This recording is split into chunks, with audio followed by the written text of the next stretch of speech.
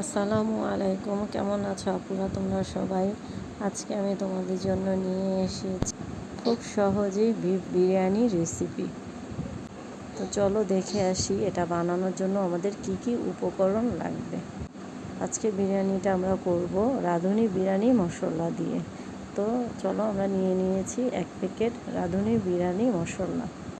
এখানে আমি নিয়েছি 1 কেজি গরুর গোশত। এটা আমি ধুয়ে নিয়েছি আর নিয়েছি কিছু চর্বির সঙ্গে গরুর গোশত নিলে সেটা খুব টেস্ট হয়। এখানে আমি নিয়েছি হাফ কাপ টক দই, যা আমি গরুর গোশতের মধ্যে দিয়ে দিলাম। এরপর নিয়ে নিলাম রাঁধুনি বিরিয়ানি মশলা। এখন আমি এখানে দিয়ে দেব 2 টেবিল চামচ আদা বাটা। এরপর এখানে দিয়ে দিব 2 টেবিল চামচ রসুন বাটা। আপনারা ঝাল যে পরিমাণে খান ওই পরিমাণে দিবেন। আমি এখানে 3 টেবিল চামচ দিয়েছি। এখানে 3 টেবিল চামচ খুব বেশি একটা ঝাল হবে না। তারপরে আমরা এর মধ্যে দিয়ে দেব 1 চামচ পরিমাণ ধনিয়া গুঁড়া, 1 চামচ পরিমাণ জিরা গুঁড়া এবং 1 চামচ গরম মশলা। এবার আমাদের সব মশলা দেওয়া শেষ। এখন আমরা পরিমাণ মতো কিছু লবণ দিয়ে দিব। দিয়ে এটাকে খুব ভালো করে মিক্সড করে নেব। মিক্সড করে আমরা এটাকে 1 ঘন্টার মতো রেখে দিব। আপনাদের সময় হাতে না থাকলে আপনারা 1 ঘন্টা না রাখলেও চলবে। এরপর আমি কেটে নিয়েছি হাফ কেজি আলু। এই আলুটাকে আমরা কেটে ধুয়ে লবণ দিয়ে কিছুক্ষণ রেখে দিব। তারপর চুলোয় একটি পাত্রে আমরা তেল দিব। তেলটা যখন গরম হয়ে আসবে তখন আমরা এর মধ্যে দিয়ে দিব আমাদের কেটে রাখা আলুগুলো। এখন আমরা আলুগুলো ভালো করে ভেজে নেব। যতক্ষণ না পর্যন্ত 80% সিদ্ধ না হয়ে আসবে ততক্ষণ পর্যন্ত আমরা আলুগুলো ভেজে নেব। তো এখন আপনারা দেখতেই পাচ্ছেন আমার আলুগুলো হয়ে গেছে। এখন আমি চুলোয় অন্য একটি হাঁড়ির মধ্যে দিয়ে দেব আমার কেটে রাখা পেঁয়াজ। এখানে আমি হাফ কাপ পরিমাণের পেঁয়াজ নিয়েছি। তারপর দিয়ে দিয়েছি দারচিনি এবং তেজপাতা। দিয়ে এটাকে আমরা ভালো করে কিছুক্ষণ ভেজে নেব। তারপর আমাদের যে গরু গোশতের মিশ্রণটা ওটা আমরা এর মধ্যে দিয়ে দিব। এরপর আমরা এটাকে নেড়ে নিব। এখানে আমরা এক্সট্রা কোনো পানি দিব না, কেননা গোশত থেকে পানি বের হয়ে আসবে। গোশতটা কষানোর জন্য এখন আমরা এটা ঢেকে দিব। তারপর আমরা অন্য একটি পাত্রে পোলার চাল ধুয়ে আধা ঘন্টার মতো রেখে দিব, যেন আমাদের বিরিয়ানিটা ঝরঝরে হয়।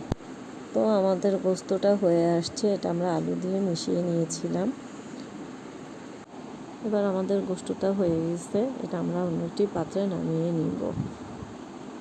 এখন আমরা এই পাত্রেই আমাদের পোলাও চাল দিয়ে দিব। তো প্রথমে আমরা দিয়ে দিব আমাদের কেটে রাখা কিছু পেঁয়াজ এবং দিয়ে দিব এর মধ্যে তেজপাতা এবং গরম মশলা দিয়ে এটাকে আমরা কিছুক্ষণ ভালো করে নেড়ে নিব। এরপর আমরা এর মধ্যে দিয়ে দিব পোলাও চাল, যা আমি আগে থেকেই পানি ঝরিয়ে রেখেছিলাম। তো এটাকে আমরা দিয়ে খুব ভালো করে নেড়ে নেব। কিছুক্ষণ ভাজবো আমরা পোলাও চালটা। ভেজে তারপর আমরা এর মধ্যে দিয়ে দেব গরম পানি। পোলাও চালে সবসময় গরম পানি দিতে হয়, এখানে ঠান্ডা পানি দেওয়া যাবে না। তো আমি আগে থেকেই গরম পানি করে রেখেছি। আপনারা চাল যতটুকু দিবেন তার চাইতে ডাবল পরিমাণ পানি দিবেন। তো দেখতেই পাচ্ছেন আমি পানি দিয়ে এটাকে নেড়ে নিয়েছি। আর এর মধ্যে দিয়ে দিয়েছি পরিমাণ মতো লবণ। 15 মিনিট পর আমি ঢাকনা উঠিয়ে দেখব আমার চালটা হয়ে আসছে। তো এখন আমি এর মধ্যে দিয়ে দিব আমাদের তৈরি করা গোশতটুকু। দিয়ে আমরা ভালো করে এটাকে নেড়ে নেব, যেন গোশত এবং চাল একসাথে মিক্সড হয়ে যায়।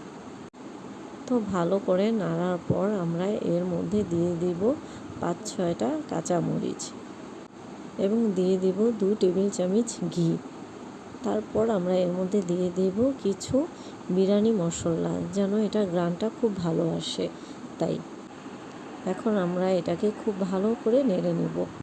খুব ভালো করে নেড়ে আমরা এটাকে 10 মিনিটের মতো চুলোর উপরে দমে রেখে দিব। 10 মিনিট পর আমি এর মধ্যে দিয়ে দিব পেঁয়াজ বেরেস্তা। তো আপুরা দেখতেই পারছো আমার বিরিয়ানিটা হয়ে গেছে। আপুরা তোমরা সবাই একবার ট্রাই করে দেখবে। আমার পরিবারের সবাই এটা খেয়ে খুব এনজয় করেছে, সবাই বলেছে খুব ভালো হয়েছে। তো তোমরাও এটাকে ট্রাই করে দেখবে, ইনশাল্লাহ আমি আশা করি তোমাদের কাছেও ভালো লাগবে। আমার এই রেসিপিটা দেখার জন্য তোমাদেরকে অনেক অনেক ধন্যবাদ। শীঘ্রই ফিরে আসবো নতুন রেসিপি নিয়ে। আসসালামু আলাইকুম।